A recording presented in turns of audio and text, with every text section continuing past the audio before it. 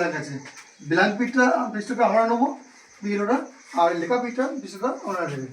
এখানে যার ছবি আছে তার এখানে জন্ম তারিখ বসবে, তার আধার নম্বর বসবে, তার মোবাইল নাম্বার, তার পিতার নাম, তার পিতার এপিক নাম্বার থাকলে দেবেন, তার দেওয়ার দরকার নেই। তার মায়ের নাম, মা জীবিত থাকলে এপিক নাম্বার লাগবে, মৃত থাকলে দেওয়ার দরকার নেই। তার স্বামী বা স্ত্রী, যদি বিবাহিত মহিলা হয় তার স্বামীর নাম বসবে, এখানে স্বামীর এপিক নাম্বার বসবে। 2002 এর নাম থাকলে এই বাঁ দিকে ঘরটা ফিল আপ হবে। আপনার কি নাম আছে জানেন? হ্যাঁ আমার নাম। তাহলে আপনার এই ঘরটা ফিল আপ হবে। আর যদি আপনার স্ত্রীর যদি নাম না থাকে এই ঘরটা ফিল আপ হবে। সেক্ষেত্রে আপনার স্ত্রীর বাপের বাড়ি থেকে ডকুমেন্টসটা নিয়ে আসতে হবে।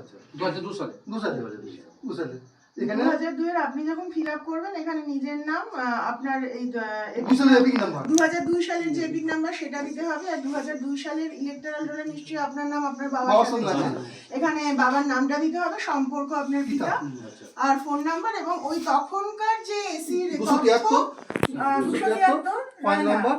5 নম্বর পার্টে ছিলেন আর তার সিরিয়াল নাম্বার 2002 এর রোলে। ঠিক আছে, এটাই করতে হবে। আর যদি আপনার স্ত্রীর কি নাম আছে 2002? না, স্ত্রী নেই।